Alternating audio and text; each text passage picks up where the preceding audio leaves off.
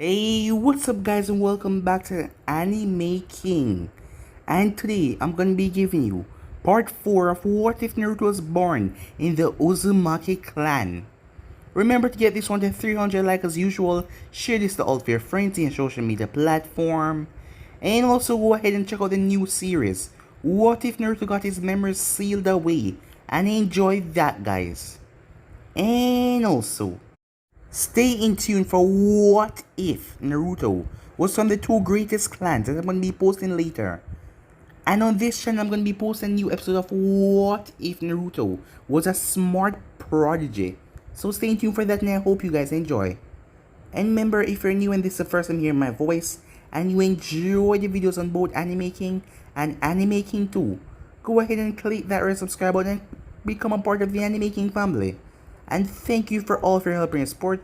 And remember to comment down below and tell me if you're new, I'll be replying talking back to all of you. So without further ado, what is to begin this new episode? Start the intro.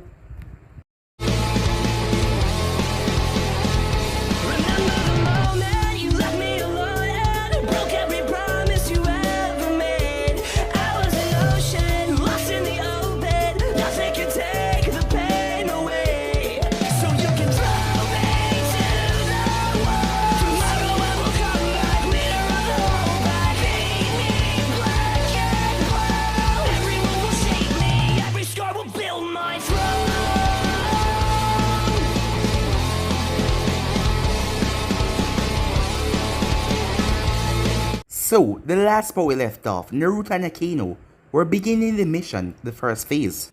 Dressed as an envoy guard, Naruto placed one of the Yamanakas under his control, as he made the Yamanaka went to attack the Sand Patrol.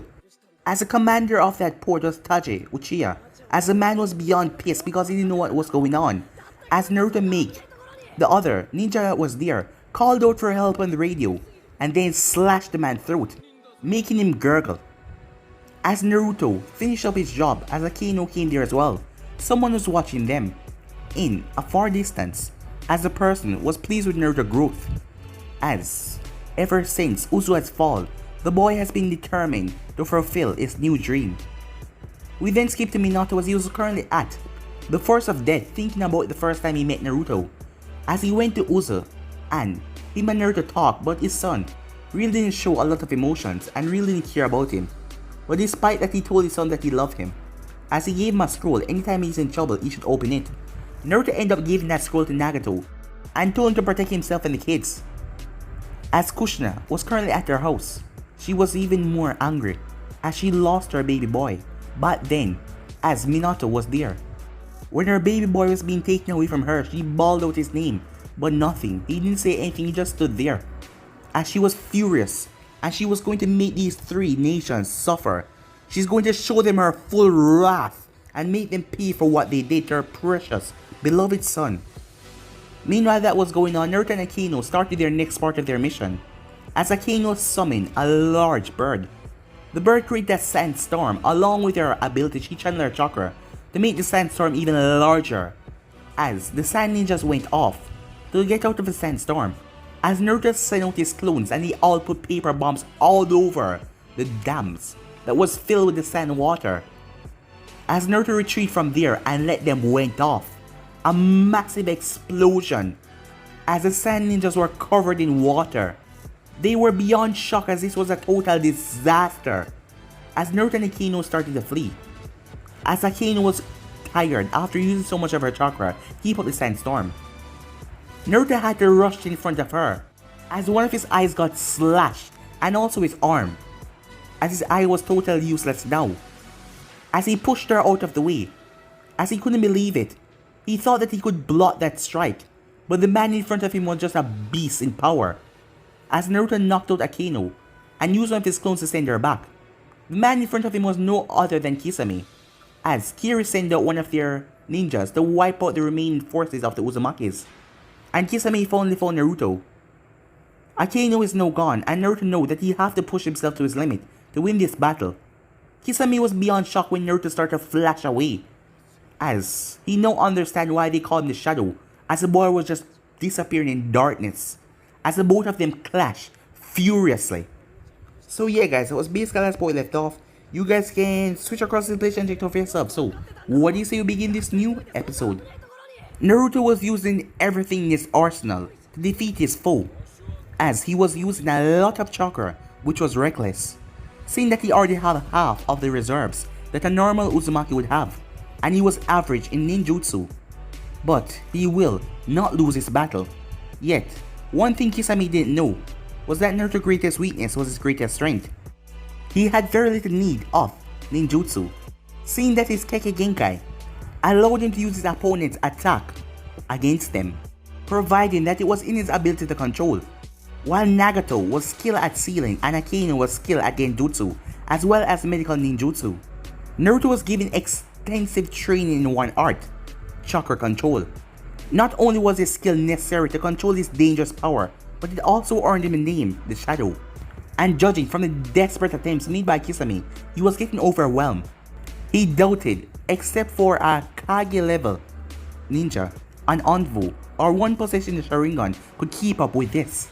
The only drawback for this monstrous speed was the amount of chakra it consumed, which Naruto had little to spare. Unknown to Kisame, Naruto was also getting tired. Besides, fighting one eye was just a nuisance. Both warriors jumped away from each other as Kisame had lots of cuts all over his body. As Naruto collapsed to one knee, sweat rolling from his face, hard breath coming from his mouth. As the unbearable pain washed over Naruto's body as he released a small scream. "Your muscles can't handle that speed, can they?" asked Kisame, making Naruto flinch. "They're strong enough to kill you," Naruto said vengefully. "Perhaps, but you will kill yourself in the process, and that will be a nuisance," said Kisame flatly. Naruto remained silent despite it being the truth. He refrained from saying such a thing, as Kisame sheathed his sword.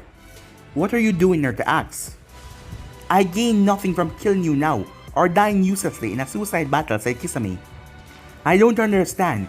Isn't it your mission to hunt down and kill the remaining Uzumakis?" Naruto asked curiously, as he received a nod from Kisame. "It is a mission from Kiri, but not my own," Kisame said with a grin. As Naruto lowered his sword, as he was now curious, there was something in this man's eye, something that Naruto knew well. "You too aren't satisfied with the twisted world, are you?" Naruto asked. Kisame simply grinned in return.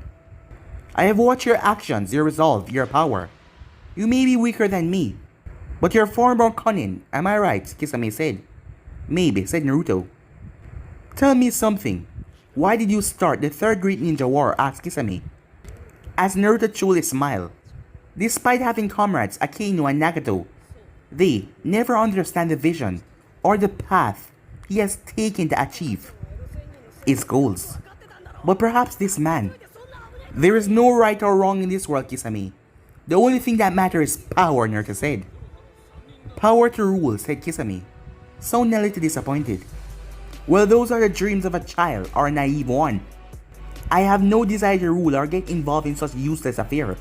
What I desire is change," Naruto said. "Is that why you ignited war between Konoha and the Sand?" "Yes, I have a plan which I believe will bring change. Kill, steal, borrow, threaten, bribe, charm. I am prepared to use all ways to achieve my goal. And those are my goals. So tell me, what are yours?" "The fact that you follow me and my group observing my actions. You are after something else. So what do you truly want, Kisame?" You're quite perceptive for someone your age," Kisame said. "I told you nothing matters but power and one's ambition. You are either a lion or a sheep. What are you?" Naruto asked. "Let's say our visions are similar to an extent," said Kisame. Naruto narrowed his eyes in suspicion. "Not good enough." Kisame smirked. This boy was surely stubborn. As Naruto was shocked, for the next few minutes Kisame explained his own change for this world. As he looked Naruto dead in the eyes, "I would like to join your revolution that you have started. And I am right in assuming that this battle was your test for me," Naruto asked. "Yes. Well, one more thing though. Why did you let the girl go? Give me an honest answer." Naruto sighed, but he decided to give a honest explanation regardless. "It is true that I let her go to protect her, but it's because she would only get in my way. Fighting you while protecting her at the same time would have been dangerous, and I would have sacrificed a lot more in doing so. No point in making that mistake." "Well, again," Naruto said, as Kisame chuckled. Too bad you lost your eye before that, said Kisame, as he chuckled, but Naruto gave him a smile. Oh, did I? Naruto asked. As Naruto opened the destroyed eye, Kisame was shocked the eye was fully healed. The only marking was a scar that was there, which would also probably heal with time.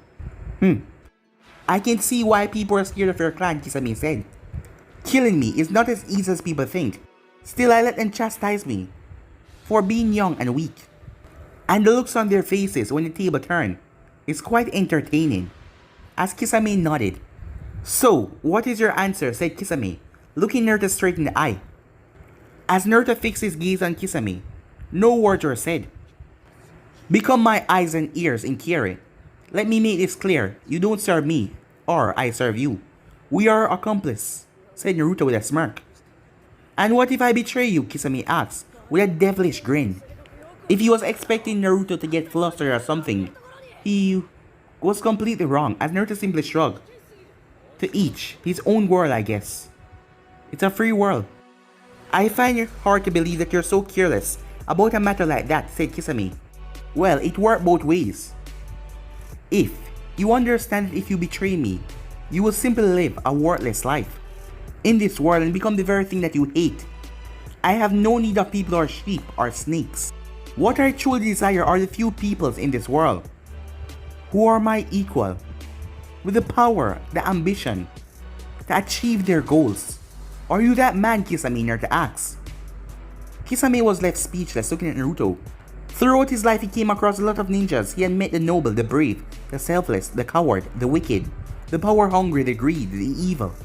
Yet, he never came across someone who was a equal, a soul who refused to bow, or didn't want anyone to bow down to them, who shared the same goals and determination. As there was just something about this boy that was inspiring. If there was ever someone Kisame would like to fight beside, it would be this boy.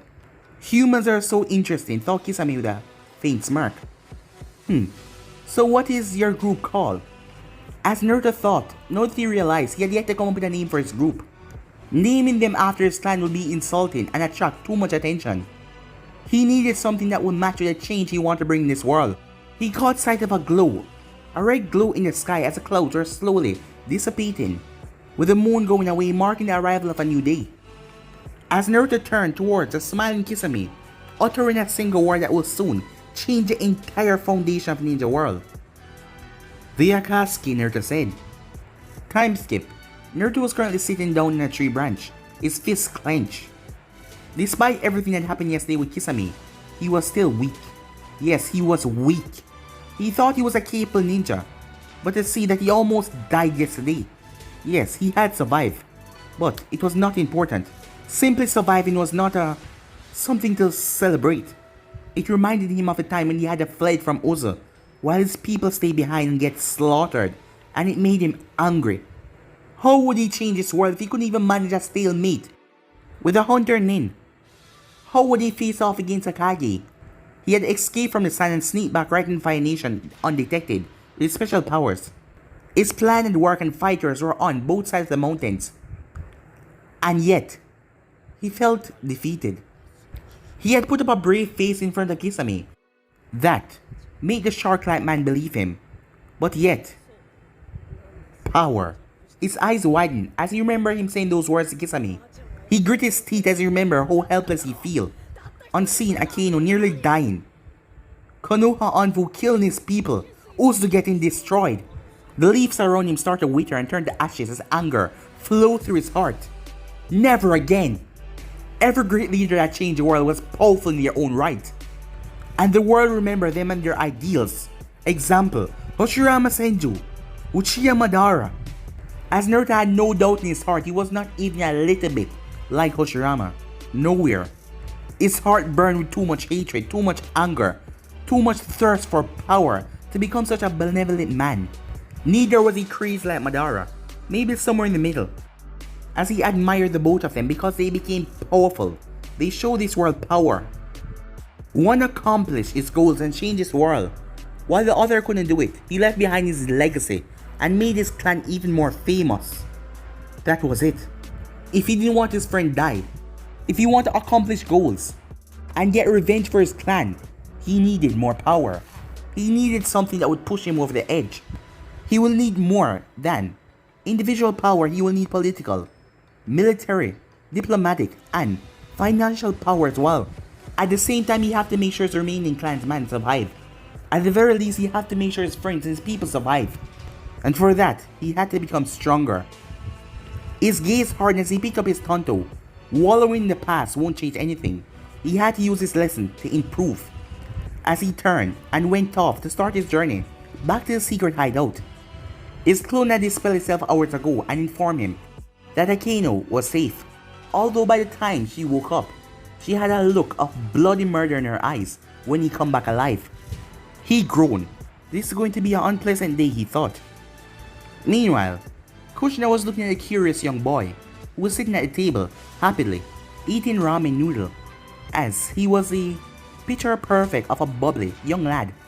As she couldn't help but smile to see that the boy still wore the goggles she got for him, young Obito Uchiha. To see him treasure them to this day, it warmed her heart. At the same time make her heart sink a little as well, and her bitterness towards Minato increased ever so slightly, for the boy sitting in front of her was the younger son of her former lover, a year younger than Naruto. The black-haired Uchiha was a picture of what her son could have been if she fought to keep custody of Naruto. It was still hard for her to accept that Obito's birth was an unplanned event. Like Naruto, as she shook her head in disbelief for all of his talent, Minato was surely careless in some matters.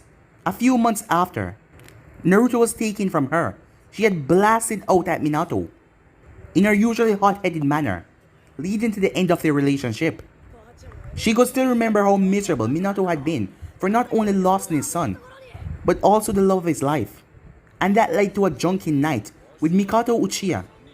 The Uchiha was 2 years younger than Kushina, and the both of them had been good friends.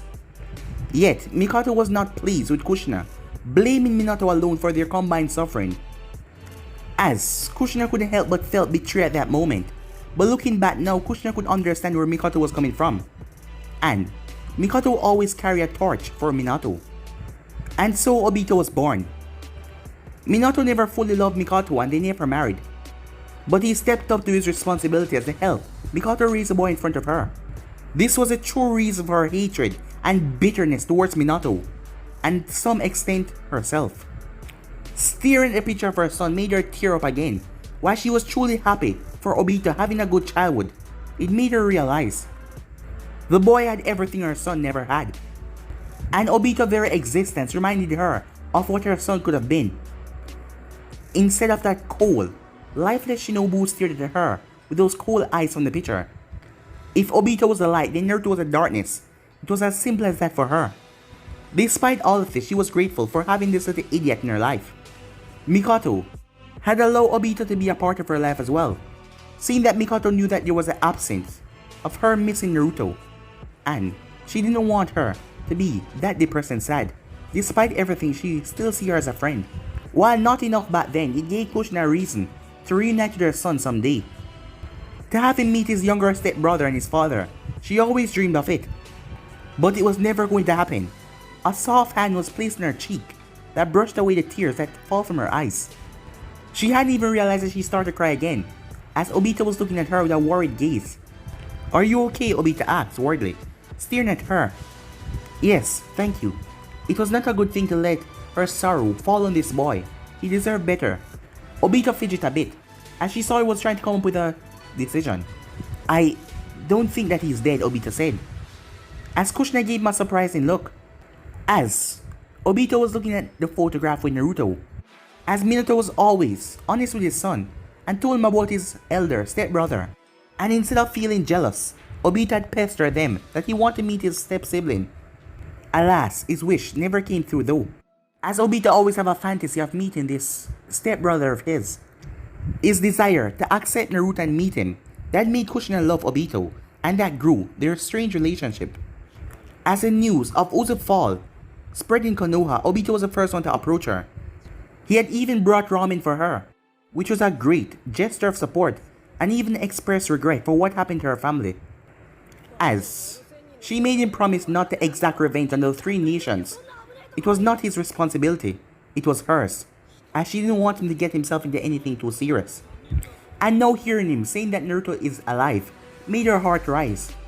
It was the first time anyone said such a thing, despite the impossible odds. But there was also a scary thought that Kushina think about if he was alive. He would never forgive them or Konoha. He would never forgive anyone for letting Uso burn to ashes and for abandoning him at Uso. One look in those eyes gave her the answer. I want to believe that too, Obi. But even if Naru is alive, I don't think that he will come back, said Kushina sadly, using nicknames as she had chosen for her boys. She blinked. Since when did she consider Obito as her own? Well, spending so many years with him, watching him grow, helping him become strong, was enough to show that despite not being her blood, Obito was like her own little son. He was cute, rebellious, and that stupid, Obito yelled, cutting her off. Despite everything, he has not seen the harsh world that they live in. He has not fully accepted reality. I don't understand. We are his family. Sure, we may fight, but his place belongs here with us. Asked Obito, receiving a smile from her. Well, he's a peculiar one, that boy. The Uzumaki always told me that Naruto was different from others his own age. But he did make friends and have compassion for those that he cared about. Yet, he never forgave me or his father not being there for him, and rightly so. Imagine growing up as an orphan on your own, despite having parents, said Kushina, as Obito flinched, as the fire in his eyes went down, as he tried to imagine growing up all alone without a family, relying only on yourself, facing the day, every day, facing this world, going through another day after another, having parents but being alone. Realization dawned on him as he finally understood the strained relationship his elder sibling had with his parents. As his eyes shifted towards the picture of Naruto Uzumaki, the boy has always been a mystery to him. A part of him had trained hard to be a fine shinobi when he heard that Naruto aced the Chunin tournament. And Obito couldn't just bear to see the sadness in Kushina's eyes. She really missed her son, and despite everything, he could not feel that whole. Kushina had always been kind to him, even spoiled him a lot. She was the one who gave him his awesome goggles and gave him ramen and helped him refine his ninjutsu, and most of all, she believed and encouraged his dream to become Hokage. He snapped his head towards her and looked at her as she saw pure determination. Don't worry, I'll bring him back to you. Obi, you don't, Kushina plead, not to want to place such a heavy burden on his shoulders. I'll drag him back to Konoha screaming if I have to. I won't accept anything less, he declared. You're really set on this, aren't you? She asked with tears in her eyes. Till the end, he said. For the first time, Kushina felt hope rising in her heart. A picture of her older Naruto embracing her in a hug and living with them. And looking into Obito's determined gaze made her wonder. Maybe you will succeed or fail, Obi, she thought. Meanwhile, Naruto was not surprised to find Nagato waiting for him at the border of their small camp. As his friend was giving him a tired smile as both of them exchanged a brief hug. You really like getting into trouble, don't you? Asked Nagato with a heavy sigh as Naruto grinned. Life wouldn't be exciting without them. As Nagato lowered his head. That bad, Naruto asked. As if Nagato didn't sound too cheerful, that means it was definitely confirmed. Akeno. She went nuts. Don't worry, I'll give you a proper funeral afterwards, for old time's sake, said Nagato. He turned a bit serious. I'm used to your reckless ways, Naruto, but not Akeno. Why do you do this to her? You know that she But Naruto raised his hand, stopping him. I have said this before. I have no time for relationships. I care for her, and I will not hesitate to risk my life to save her, but my dreams are different from hers. Still after power. As Nagato received a proud nod from Naruto. You are free to choose a different path if you like. I don't want the both of you to follow me just because we're friends. You know I got your back no matter what. Same go for Akeno. I'm grateful for that. It's just, I don't feel what Akeno feel for me, Naruto said. As Nagato sighed. Regrettable. You two have made a good couple, said Nagato. Can you? Naruto asked. Well, I'll try. But it will take time. You know how she is. I'll try to make her understand though. As Naruto gave him a smile. Thank you. She deserved better. Even though I don't have the heart to say this to her, said Naruto. But I wonder though, what kind of girl would you like? I'm sure we can arrange something eventually, said Nagato. "No, you're doing this on purpose," said Naruto. "Humor me, why don't you?" said Naruto. Naruto sighed. "Fine," he said. As he went into his mind trying to find out his traits for a desirable mate, Nagato just kept on staring at him, trying to find out what he was thinking. As Nagato wanted to know because there was always something damaging about Naruto's psyche, as he was testing to see what did Naruto really like. To tell you the truth, I don't know, as even Naruto was stunned by that. As Nagato closed his eyes, he was right. The boy in front of him may appear normal people to most, but inside of him something was truly broken. Something that which neither him or Akino could heal. As Naruto contact with the different sex was destructive on every level. The shock of being rejected by his own mother still haunts his friend to this day. And it was this secret reason why Naruto was so uncomfortable around people, especially females. The fear of being betrayed again terrified the boy, as Nagato's heart sank for his two friends, as Akino fall for someone like him. Because Naruto really didn't have any special feelings for her, but she was head over heels for him. "Don't worry about it," said Nagato, as he placed a hand on Naruto's shoulder. "We will get through all of this," he promised. "Someday I will reunite you with your family. If I'm right, then they love you," thought Nagato. Aside from supporting Naruto's dream and help his friend Akino, he will help them fight for their dreams as well. Because the two of them were his dream. They were his family. "Thank you, Nagato," said Naruto. "Now, tell me what happened with this hunter ninja," said Nagato, as Naruto sighed inwardly, as he knew that Nagato would not be with this alliance. And Akino would probably force the idea out of him, and he's too kind to reject her and hurt her, to tell her no.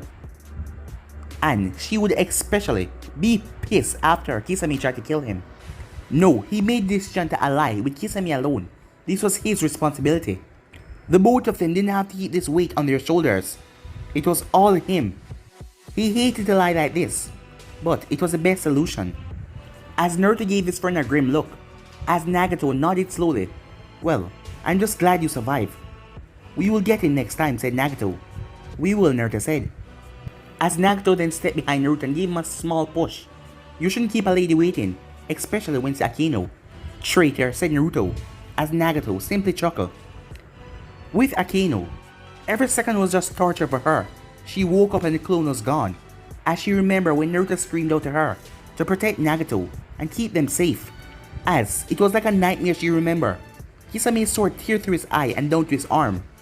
She had never felt this helpless in her entire life to be able to do nothing for the person that she loved, as pure hot fury had blazed up inside of her. She ranted in front of Nagato for Naruto's stupid decision, his reckless decision, and she hated Kisame as it was like fire burning in her heart. No matter how long it will take her, she will find that bastard and kill him for hurting Naruto. He will pay. Yet through all of that, it was fear and desperation. She could not imagine a life without Naruto. Despite everything, he was willing to die for her, letting all of his dreams go, everything. It had made her realize something important. She always pushed her feelings on him, but she had no right to do that. Just like the rest of them, Naruto was trying to accept the loss of his village, his clan, his comrades. He was trying to give them a future, but she was always pressuring him. Nagato was better than her. Despite everything, Nagato truly cared for his friends, all of them. And he was willing to go to hell and back with them, no matter what. He'll risk his life 10 times over. As she wished for God to just save Naruto, to make him come back to them alive. If he ever returns, she will never again put so much pressure on him. If one day he returned her feelings, then it will be the happiest day of her life. But until then, and if not, she would accept it as well. He had the right to choose his own fate. He was a free man after all. As time seemed to stop as she saw him enter the cave, as she saw him flinch, he expected her to lash out. Well, if she did not realize sooner, she would have. But his lost eye was now fully healed, that left her speechless. His clothes were torn, but most of his wounds were healed. As the tension was thick in the air, as Naruto took a step towards her, Akino then gasped what she saw, and then, there was nothing but darkness for Naruto. Time skip. Naruto's eyes slowly fluttered open, as he felt like he was on a bed. But where did Nagato get one of these? He tried to lift himself up, but he felt something on him. He looked down and he smiled to see Akino as she wrapped her body around his.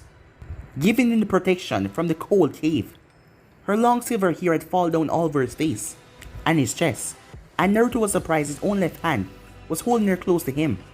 He remained still, not knowing what to do, as her steady breathing showed that she was asleep, and he would be damned if he disturbed her when she looked so peaceful. This girl, he thought in disbelief, as he had reached his limits.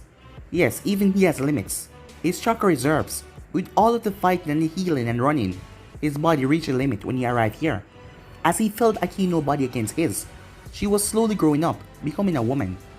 As he looked at her, she was probably the most beautiful girl he has ever seen in his life, and with time she would become even more magnificent.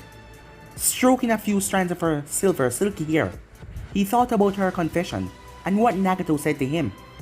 To be honest, he never felt a need for a life partner. Sure, friends he need, but anything more than that, as he could not understand what she saw in him, as he didn't think that he was worthy. If only he could understand what the hell was going through his mind as well. Any normal person his age would be jumping at having her fall for him, but yet he felt empty. Deep down he felt anger for torturing her like this, but he didn't have a clue. And she was so pushy. At first, he was surprised and flattered. But ever since Uzu was destroyed, he became a mess. He never let anyone saw it because they themselves were dealing with personal problems. That is why he had to be strong and put on this facade. As he didn't want to be a leader, but there was no choice, his friends and the children believed that he will lead them to safety. But he tried his best. But for Akino, that was all a secondary matter. All that mattered to her was that he returned her feelings. He had been patient and tried to reason with her because he didn't want to hurt her feelings. But he simply wasn't ready for such a relationship. Perhaps he never would be. He was thankful that he fell unconscious before their talk began. But despite everything, she was still precious to him. The friendship, the bonds he had between her and Nagato was the only thing keeping him from going full dark.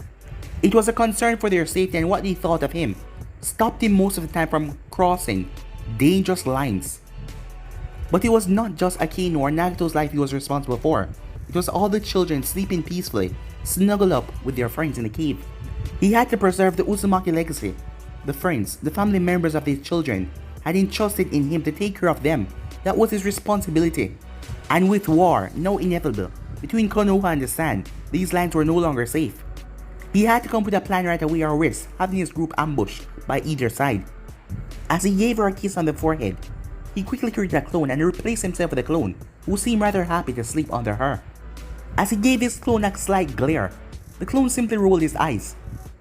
As Naruto made his way outside. Moments later, Naruto returned. Nagato was just a clone, seeing that the real Nagato went around, as they would never allow themselves to get ambushed again. Despite the barriers, he still went out to watch. He was rather surprised though his clone had dispelled.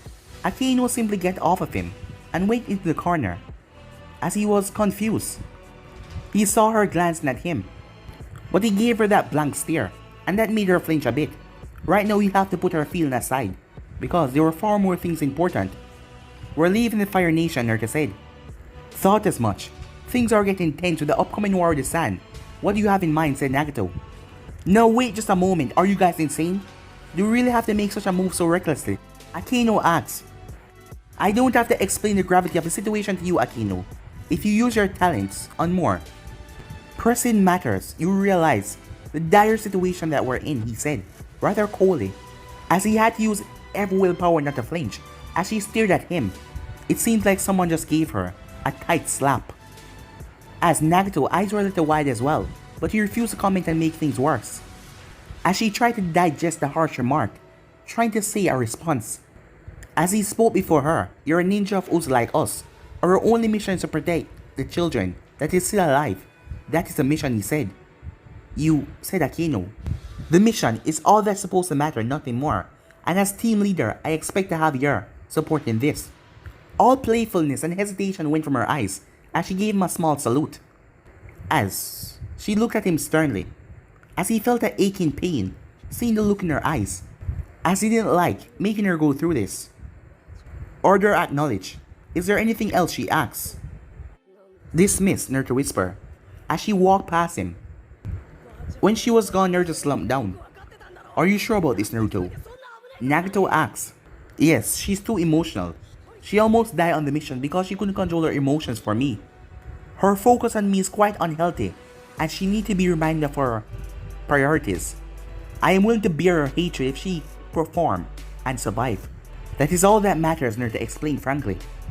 You did the right thing as a team leader, but as a person, do you think what you did to her was right? Nagato asks.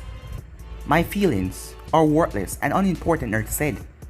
As Nagato looked in his friend's eyes and saw that Naruto actually believed that. You're stupid, said Nagato in an irritated voice, as he received an icy glare from Naruto. From the beginning of my life, what I think was never considered. My path was already chosen the day my parents gave me up. The only reason I live to this day because Uzumaki gave me a mission to live and fight for. The mission is to serve my nation and protect my people, and I won't let anything interfere with that. Not even Akeno or you, Naruto said. You do know that it's nearly impossible for our village to be rebuilt, right? Said Nagato, as he saw the sad look in Naruto's eyes.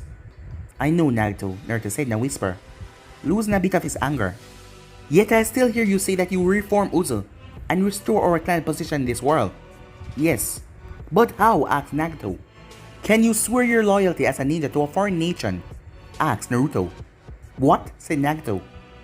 And become the leader of our clan, Naruto asked. Nagato took a few steps back. Words couldn't describe what he was feeling, the utter shock at this moment. His friend was not asking to lead a small team but the entire clan. Has he gone insane? What the hell are you up to, Naruto? I want the truth now. The hidden rain, Naruto said, as Nagato gazed shift towards one of the world map that they had placed in the cave, right between a three-way lock with the other villages. The rain was situated right in the middle, as it seemed like a small ant compared to Great Uzo. Yet the way his friend was staring at a small piece of land made Nagato saw that his friend had a different view. What do you see, Nagato? Not much, said Nagato. That nation is not just the future of our clan, but it is the new world order I want to establish. As Nagato merely raised the eyebrow at that, as Naruto continued. While it is small and had suffered in the past, due to three big villages, namely Konoha, the Sand, and the Stone. In the last 2 decades, it's becoming strong under the leadership of Salamander Hanzo. You have heard about him, haven't you? As Nagato nodded. Of course, he single-handedly defeated and destroyed the samurai nation 7 years ago. And what else do you know about that man and his nation? Asked Naruto. Honestly, not much. The hidden rains are closely guarded nations. But from the report I read, the shinobis are not as strong or talented as Hanzo. But the land has a good number of natural resources. Also, the 3 great villages have tried to stop the rise of this nation. But Hanzo has stopped their schemes. Accurate, said Naruto. Yet, even a man like Hanzo knew, if the 3 nations manage to unite, his hidden rain will be destroyed. Our own country destructions already set off alarm bells in his head, and he will try to bolster defense in any way. Despite his own strength and the special power he has, Hanzo don't have the special ninjas like the Stone, Konoha, or the Sand. But imagine if the Uzumakis came to his aid. We may not have the numbers, but our talent in stealing arts. Plus, he will have an ancient, noble clan pledging loyalty to the hidden rain, and bringing up the status for the hidden rain in the world, meaning more business for his nation. As Nagato was surprised, the plan was very risky, and it depended on a lot of possibilities. But if it worked, it would be ingenious. If Hanzo rises, then does the clan as well that supported him. The Uzumaki will become the dominant family in the hidden rain if we play our cards right, just like the Uchihas and Senjus in Konoha. But we have to pledge our loyalty to another leader, said Nagato, as he was a soldier of Uzu. You, Akeno, and everyone else have to do so. It's the only way, Nagato, said Naruto. And why do you sound like you're not going to be a part of this? Where are you going to be? My other ambitions will get in the way, and besides, you know I can never swear my loyalty to anyone else. I will live my life as the last soldier of Uzu. I can't change your mind. No, said Naruto. So you want me to be the leader of our clan, said Nagato. You have a good heart, Nagato, and you care about our people just as me. Despite my talents, I am not someone who our people can approach with their problems. I am a soldier and I will protect them from the shadows, but it must be you and Akeno that will bring Hanzo trust towards our clan. Then and then only will the Uzumakis gain everything that they have lost. I am not good enough. Mumbled Nagato. You will be the savior of our clan, Nagato. I know you can do it, said Naruto. And I'll support you in every way I can. Can you give me some time to think? As Naruto gave him a nod. Of course. I plan to take us to the Hidden Rain by the end of the week. I'm sure you will come up with something by then. And no matter what happened or what decision you make, I believe in you, Nagato, said Naruto. As Naruto turned and went to check on the children. Despite everything, his future, it is designed with the Akatsuki. Despite Nagato and Akino want to follow him, they are needed for the Uzumaki clan. This is goodbye, isn't it? Naruto stopped as he turned. You know, you're a crappy villain, said Nagato. Making me the clan leader, pushing away Akino in the name of the mission. You still trying to protect us. You assume too much, Naruto said, trying to avoid his friend's stare. You aren't getting rid of us that easily, darkness or light. The three of us swore to have each other back. We made a promise and I won't let you break it. And besides, as clan leader I can order my lackey to do whatever I want. Isn't that right, lackey? Naruto eyebrow twitched. Yes, Nagato Uzumaki commands you, minion. As Nagato had to dodge a kunai. That's it, said Naruto. As Akino was outside grumbling, how could he speak to her that way? How could he dismiss her like that? Did Kisame knock some senses out of his head? As he was always driving her insane. But that is what you like about him, isn't it? Shut up. As she sighs, her two imaginary sides started bigger in her head. But despite everything, she could see that something was affecting him. Something must have happened on the mission. That is why he was pushing her away. But he was bad at that. They had been through a lot. If you really think that lame attempt of getting her angry to push her away would do, he was sadly mistaken. As she and Nagato would never leave him. Time skip. A week later, the Uzumaki stood on the border of the Hidden Rain, looking over the crying village. But guys, we'll be ending this episode right here. If you want to see the next part, if you already know what to do, like, subscribe, comment down below, and turn on the bell notifications they posted. But for now, I'm out of here. See you guys soon. Peace.